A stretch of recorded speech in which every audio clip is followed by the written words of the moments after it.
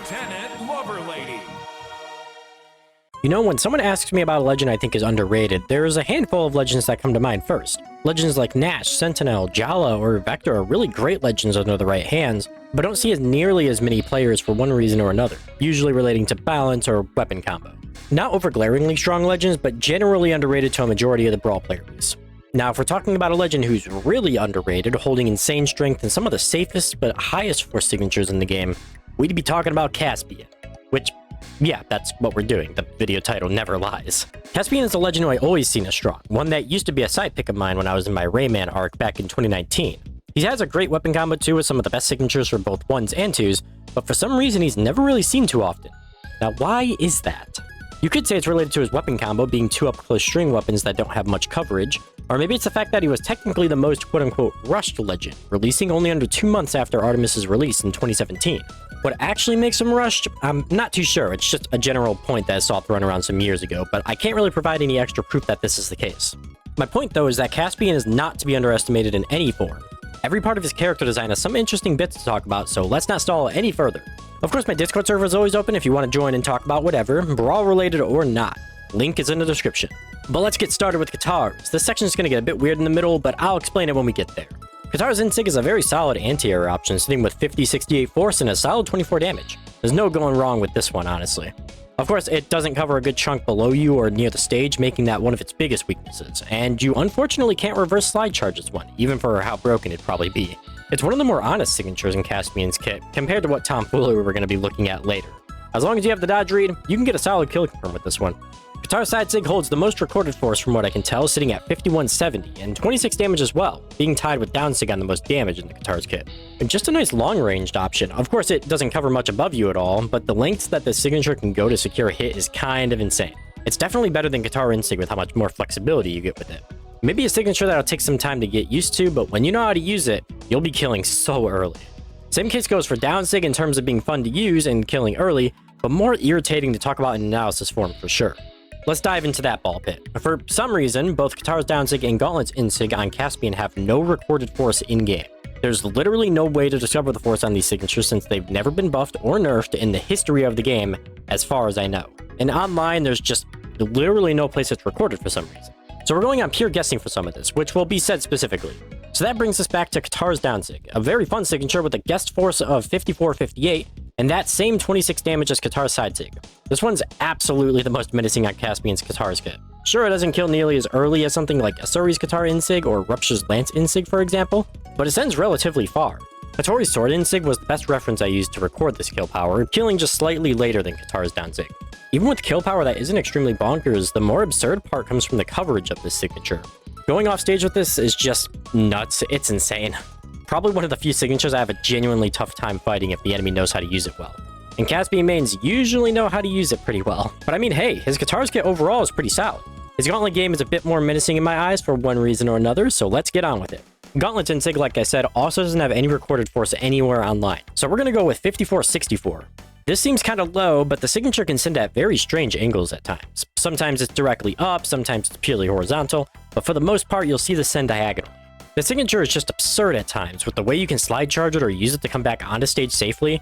It's probably one of my favorite signatures on Caspian with that being accounted, but that doesn't make it any less broken. Really, I wouldn't mind seeing a slight nerf to this one.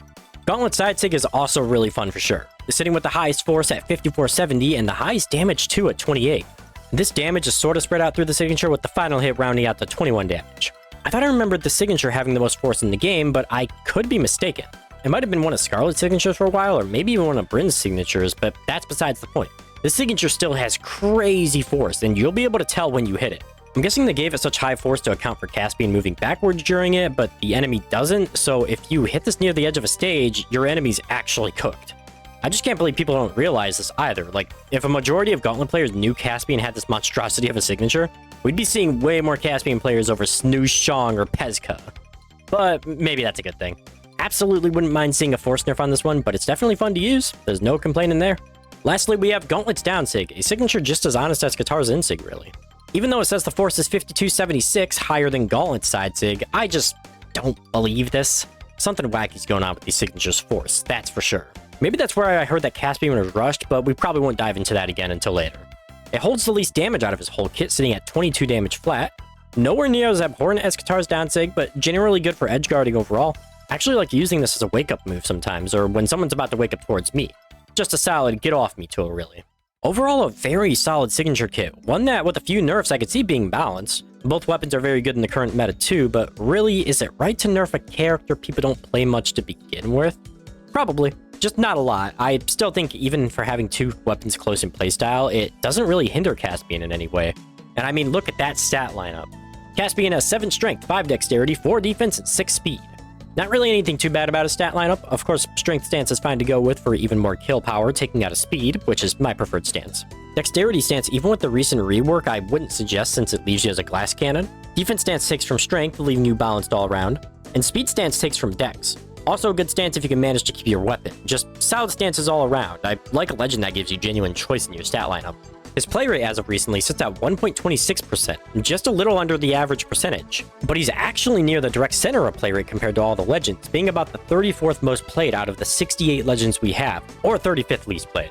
So nice work, Caspian, for barely making top half. But come on, we aren't going to pretend he isn't strong still. With those strong as balls signatures, 2 weapons that are considered very strong right now, and a stat lineup that supports his kit even more, there's no doubt about it. Tier list wise, out of S, A, B, C, and D, I'd place Caspian in S- tier. I could always place him in S+ or S tier, but I still don't believe he's any better than the current meta legends, even for how much I keep glazing his kit. It's a fun kit, for sure, but it's not extremely overpowered. Heading into the cosmetics section, there's a lot to get into, so that's always fun. Let's get to ranking them already. In Plague Knight tier, we have Plague Knight. Yeah, that's about it. I've come to love this crossover a whole lot over time. Not a lot of crossovers in this game that I think are legitimately more fun to run than the base skins, but hey, Plague Knight's one of them. Very solid signature effects in general. Now for real, in God tier we have Default and Aces High Caspian. The default design for Caspian is just super clean, honestly, you could never go wrong with Default. And Aces High is just super dapper in general. Nothing super crazy going on with it, which is good, but it's not super bland either. Just dapper. Pretty good tier, we have Nightcap, All City, and Immortal Caspian. All very nice skins. Nightcap I could see being placed lower, but I think is a really unique take on Caspian's design. All City used to be my old Caspian setup back in 2019, but I dropped it pretty quickly. And Immortal Caspian is doing a whole lot with its design, which is good. Nice color swaps and weapons too. And I can see it being argued for God tier if you really like it over the others. In average tier, we have Fortune Hunter and Tuxedo Bandit Caspian. Fortune Hunter I've never seen much love for in general, but it's not bad. Just around the middle ground of Caspian skins, and really unique too. Tuxedo Bandit is kind of average tier too, because it feels very similar to Aces High Caspian and doesn't quite take color swaps too good. Though he's having a crazy hair day, that's for sure. Still a nice skin. In Med tier, we have Harlequin and Diamond Jack Caspian. Not a huge fan of the mask design of Harley Quinn, though it's still very unique, I'll give it that, and it's just not one of my preferred skins. Diamond Jack was very underwhelming when it dropped too, not taking color swaps very nicely. The general idea for it is cool, but the execution wasn't quite as successful. Still not a waste of a skin by any means. If you like either of these skins in Med tier, then mad respect towards you. Then in Get Out tier, we have Diamond Head.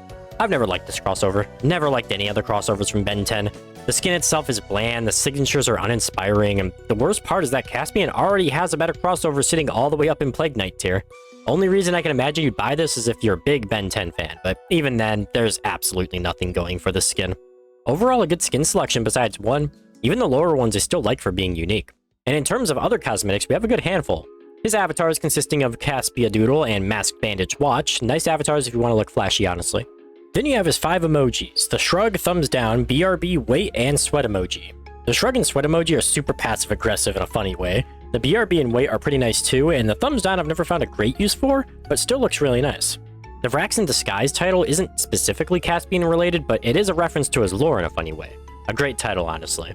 Then lastly, you have his level 50 title, the Master Thief, and his bot name, Caspian Droid. Very solid stuff all around. The level 50 title is one you never really see anywhere either, since there aren't many Caspian mains floating around, but it is a really unique one to run. In terms of lore, I had a general idea of what Caspian was all about. He's the grandson of Volkov, a master thief who's pulled off all sorts of tricks, but it definitely goes a bit deeper than just that. Caspian's father, the Mad King of Batavia, honed Caspian to being the master thief he is, which came into good play when he was eventually slain and Caspian disappeared quietly. You could say Caspian's evil, but he was more of a showsman if anything, with people applauding his theatrical heists. I mean, come on, how in the world did he steal an entire city and become their mayor? And how do you steal an entire day of the year? August 32nd is kind of just a remnant of the past, I guess. But even in Brawlhalla, Caspian is still a huge trickster. disguising himself as Vrax for a whole tournament that even Lord Vrax is in. He stole Thatch's beard and replaced it with bees, stole Cross's coin before quickly giving it back. I could honestly tell why. He's more of a trickster for the sake of harmless fun than a true villain, it seems like. I mean, is replacing someone's beard with bees considered harmful? It does leave you wondering what Caspian's relationship with his grandfather Volkov is, or why people keep shipping him with Lucian and Jiro specifically.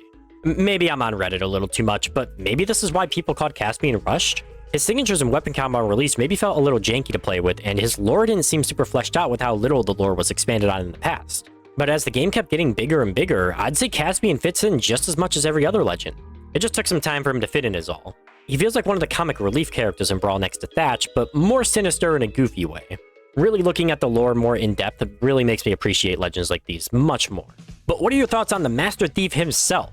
Do you think Caspian is overtuned? Do you think he needs buffs to his kit? Or do you think he's pretty balanced? Let me know what your thoughts are down in the comments, as I'm always curious. If you like the content, then absolutely subscribe, like the video, share it with your friends, all that good stuff. It really helps out a whole bunch, and I believe this is the last video of Anniversary Month, and I really appreciate y'all sticking around for it. So we got a whole bunch of cool stuff planned for this year. I can't wait for y'all to see it. And until the next one, always make sure to keep on brawling.